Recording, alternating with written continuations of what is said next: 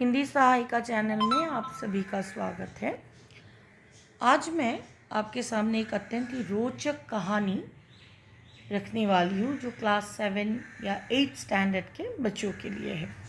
ये एक अत्यंत ही रोचक और ऐतिहासिक पृष्ठभूमि पर ये कहानी आधारित है।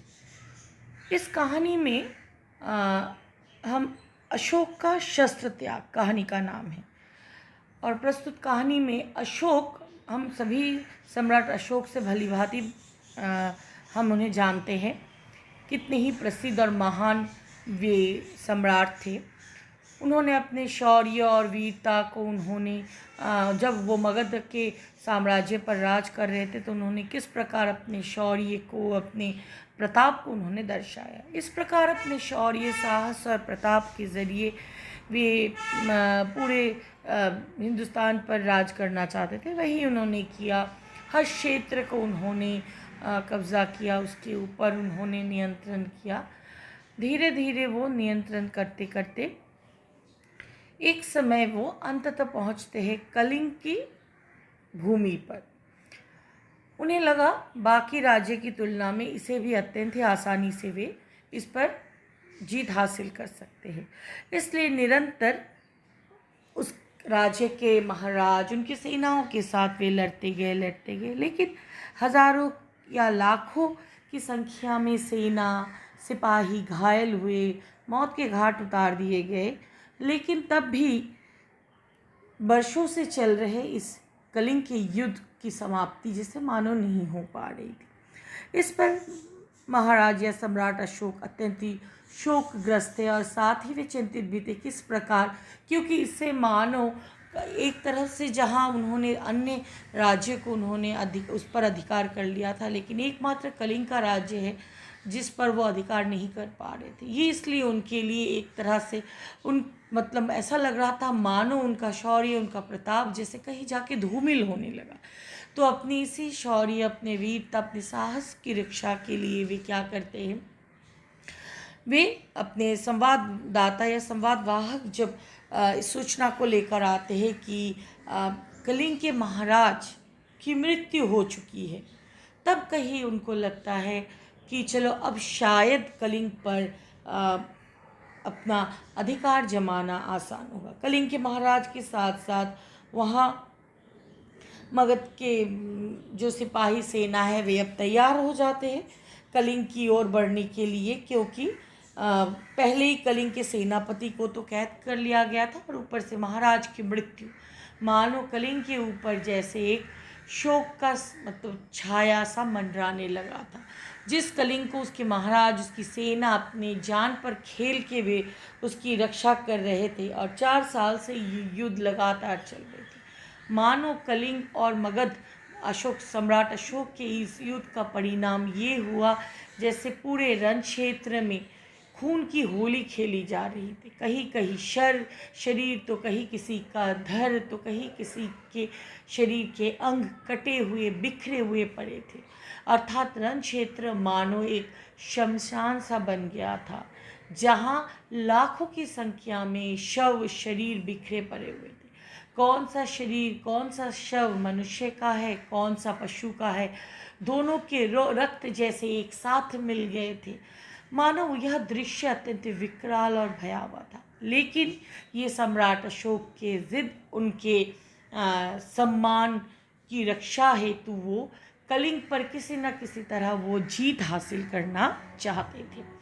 अंततः महाराज की मृत्यु के बाद अब उनके पास जो है, अब आगे बढ़ने के लिए और कुछ रास्ता उनके पास जैसे खाली हो गया था। अब वो आगे अपनी सेना के साथ बढ़ने के लिए तैयार हो गए। सेना के साथ वो निरंतर आगे बढ़ते गए। लेकिन जब कलिंग की दुर्ग सामने आई तो वो वहाँ रुक जाते हैं, क्योंकि अभी भी महाराज की मृत्यु के पश्चात भी कलिंग का जो दुर्ग है उसका फाटक जो है अभी तक खुला नहीं था। वो अभी भी ऐसे ही बंद था और इस प्रकार बंद फाटक के पार जाना उनके लिए मुश्किल था।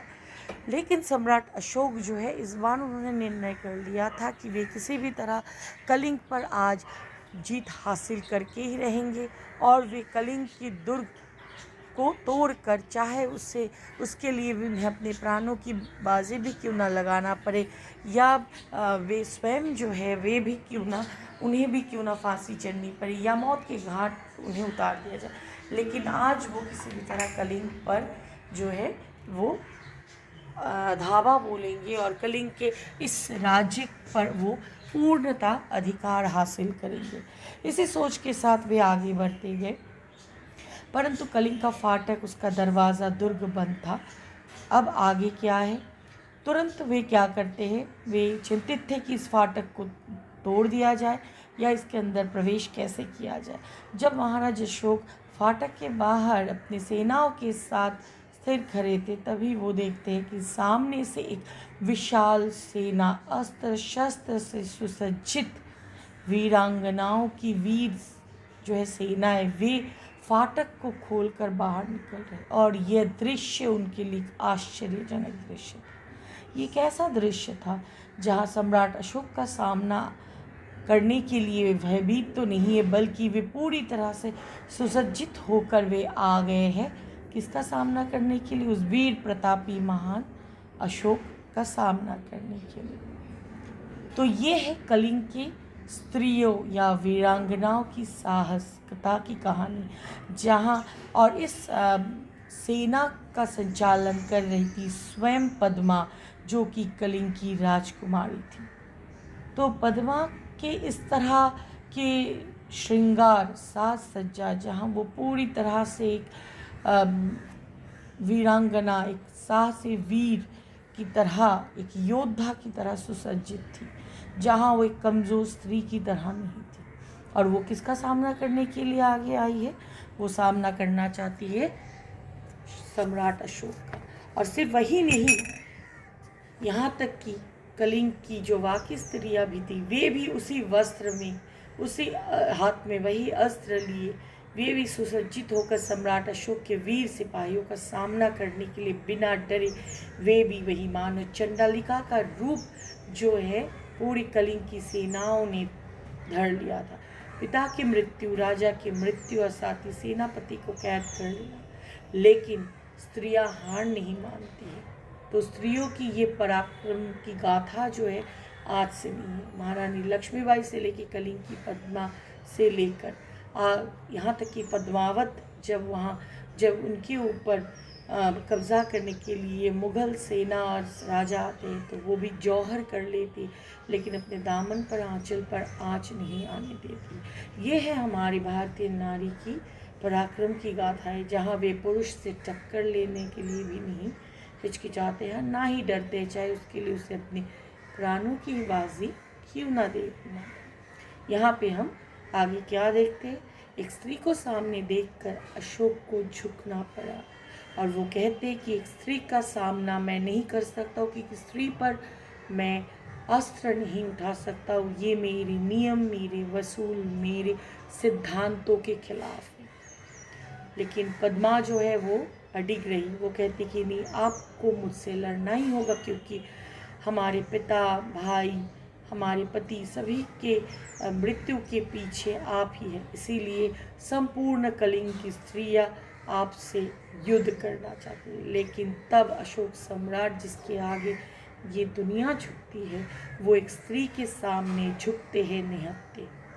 यह देखकर पद्मा जो है वो आश्चर्यचकित हो जाती है, और वो कहती है कि चलिए महाराज, मैंने आपको माफ़ किया, क्योंकि मैं भी निहत्थे पर वार नहीं करती हूँ।